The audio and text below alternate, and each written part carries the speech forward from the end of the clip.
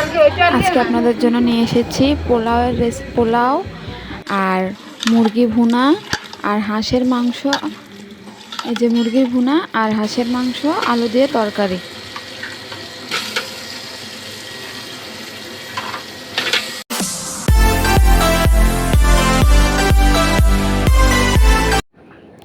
Welcome to Mahi রান্নাঘর 24। আজকে আমরা নিয়ে এসেছি পোলাওয়ের রেসিপি।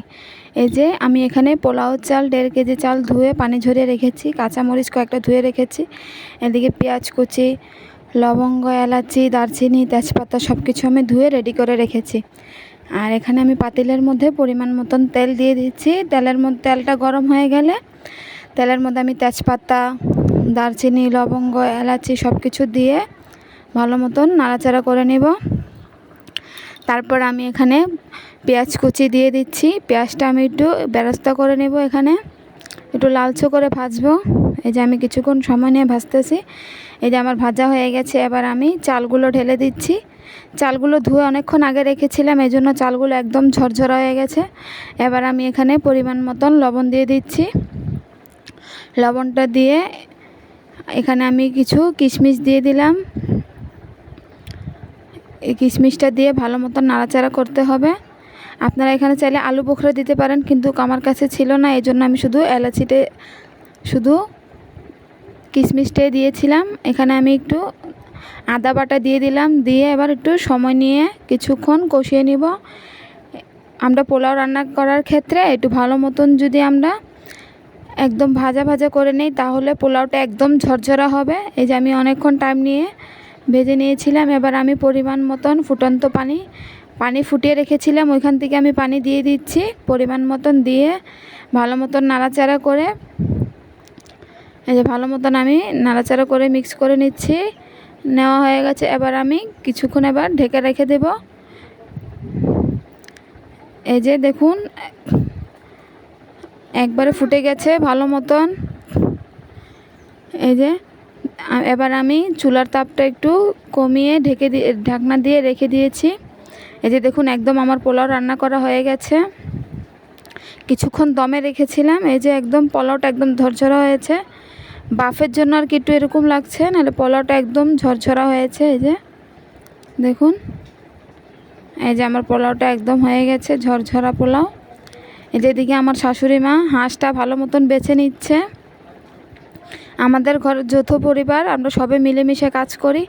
এই যে আমার শাশুড়ি ভালো মতন হাঁসগুলো পরিষ্কার করে দিচ্ছে। আমার শাশুড়ি মা কিন্তু অনেক ভালো ভালো রান্নাও করতে পারে, আর আমাদের কাজে অনেক হেল্প করে। এই যে দেখুন ওইভাবে উঠতেছিল না, এই জন্য খের দিয়ে একটু ডলা দিচ্ছে। দেখুন খেরটা দিয়ে ডলা দেওয়ার কারণে ছোট ছোট লোমগুলো সব বের হয়ে যাচ্ছে। এই দেখছেন একদম পরিষ্কার হয়ে গেছে হাঁসটা। এবার আমার শাশুড়ি ভালো মতন হাঁসটা ভালো মতন সেঁক দিয়ে নিচ্ছে। এভাবে সেঁকে নিলে একদম মুরগির ছোট পশমগুলো থাকে না। এই যে এভাবে সেঁক দেওয়ার পরে ভালো মতন করে নিয়েছিল। এবার আমার শ্বশুর ভালো মতন হাঁসের পুরো জোড়াগুলো ছড়িয়ে নিচ্ছে। আমরা সবাই মিলেমিশে কাজ করি। আমার শাশুড়ি ভালো মতন বেছে দিয়েছিল, এবার আমার শ্বশুর বাবা ভালো মতন কেটে দিচ্ছে হাঁসটা। তারপরে আমরা রান্না করব। তারা দুজন কিন্তু আমাদের কাজে অনেক হেল্প করে। এই যে আমি কড়াইয়ের মধ্যে তেল দিয়ে দিচ্ছি পরিমাণ মতন। তেলের মধ্যে আমি তেজপাতা দিয়ে দিচ্ছি। এবার আমি পেঁয়াজটা দিয়ে দিলাম। এখানে আমি দিয়েছি রসুন বাটা, পেঁয়াজ বাটা,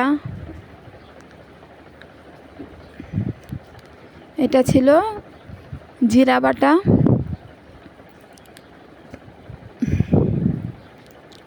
এটা হচ্ছে আদা বাটা।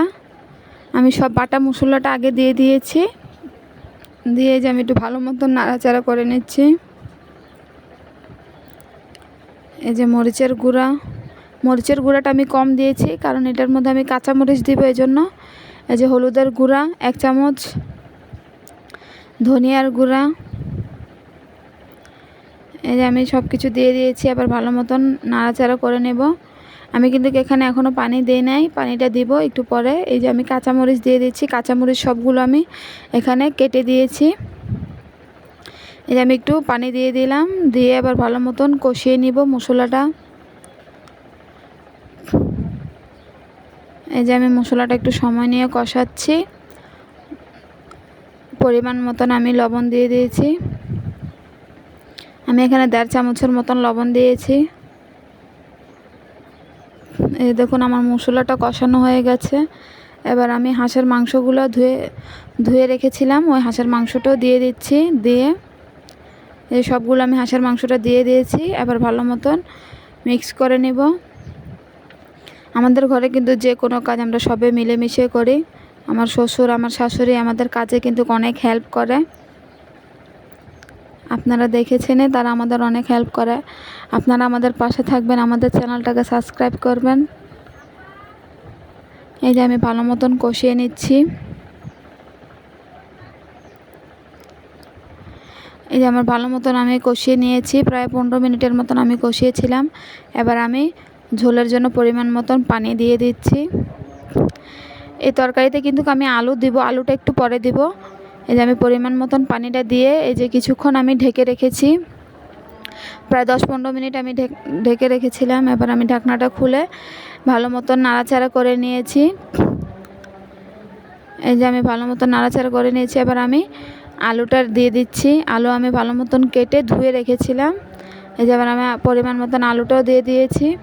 আলুটা দিয়ে এবার কিছুক্ষণ ঢাকনা দিয়ে রেখে দিব। প্রায় আমি 20 মিনিটের মতন মাংসটা আর আলুটা একদম ভালো মতন সিদ্ধ করে নিয়েছি। এই যে আমার তরকারি কিন্তু মাংস, আলু সব কিছু ভালো মতন সিদ্ধ হয়ে গেছে। এবার আমি এখানে গরম মশলা গুঁড়া দিয়ে দিলাম। আমি বাড়িতে গরম মশলাটা গুঁড়া করে নেই। সব ধরনের গরম মশলা দিয়ে অন্য একদিন শেয়ার করব। এই যে আমি গরম মশলার গুঁড়াটা দিয়ে ভালো মতো নাড়াচাড়া করে নিয়েছি। কিছুক্ষণ জাল করে নামিয়ে নেব। এই যে দেখুন আমার তরকারির ফাইনাল লুক। আপনারা চাইলে এভাবে হাঁসের মাংস রান্না করে খেয়ে দেখতে পারেন, অনেক ভালো হয় খেতে। এটার মধ্যে আমি কাঁচামরিচ দেওয়ার কারণে আমি মরিচের গুঁড়াটা একটু কম দিয়েছি। দেখুন তরকারির কালারটা।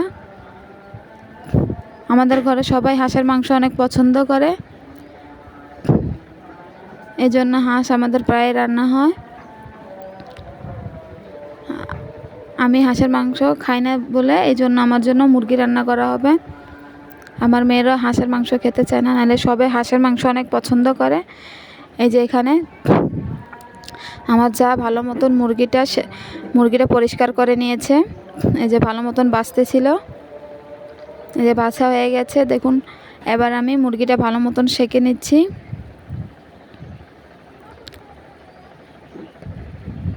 এই যে ভালো মতন সেঁক দেওয়া হয়ে গেছে। এবার আমি মুরগিটা কেটে নিচ্ছি। মুরগিটা আমি কেটেছিলাম।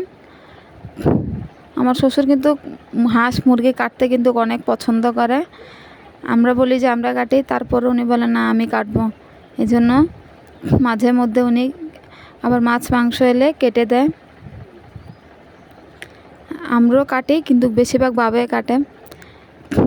এই যে আমি মুরগিটা ভালো মতন কেটে নিয়েছি, কেটে ভালো মতন ধুয়ে নিয়েছি। এই যে আমি ছোটো ছোটো একটু বড় বড় পিস করে কেটে নিয়েছি। এটা আমি পেঁয়াজ দিয়ে রান্না করব, এটার মধ্যে আমি আলু দেব না। এই যে এখানে আমি তেজপাতা, পেঁয়াজ কুচি দিয়ে দিচ্ছি। এবার আমি এক এক করে সব মশলা দিয়ে দিব। এই যে মরিচের গুঁড়া দিয়ে দিচ্ছি। এবার আমি হলুদের গুঁড়া দিয়ে দিলাম, 1 চামচের থেকে একটু কমে দিয়েছি। এবার আমি ধনিয়ার গুঁড়া দিয়ে দিলাম।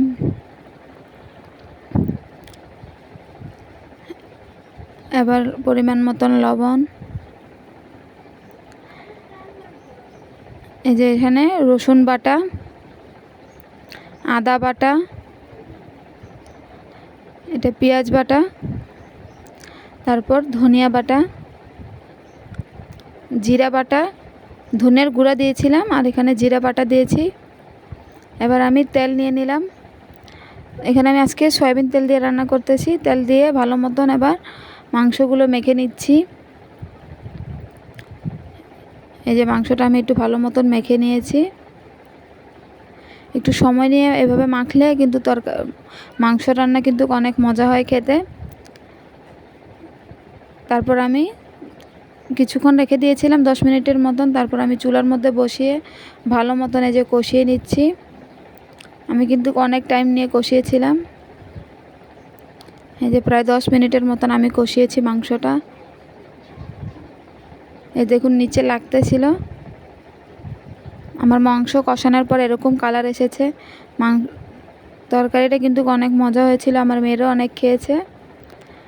তারা কিন্তু তেমন তরকারি খায় না, কিন্তু এই তরকারিটা খেয়েছিল। আমি মরিচের গুঁড়ো একটু কমে দিয়েছিলাম তাদের জন্য। এই যে আমি একটু ভালো মতন সময় নিয়ে কষিয়ে নিয়েছি। এবার আমি এটার মধ্যে পরিমাণ মতন পানি দিয়ে দিচ্ছি।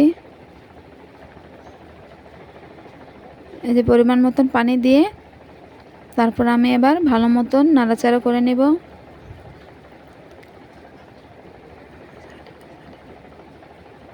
এই যে পানি দেওয়া হয়ে গেছে, এবার আমি ভালো মতন নাড়াচাড়া করে নেব। অনেকক্ষণ সময় নিয়ে কষিয়েছিলাম তো এই জন্য একটু নিচে লেগে গিয়েছিল। এবার আমি ভালো মতন নাড়াচাড়া করে মিক্স করে নিচ্ছি। এই যে আমার ভালো মতন মিক্স করা হয়ে গেছে।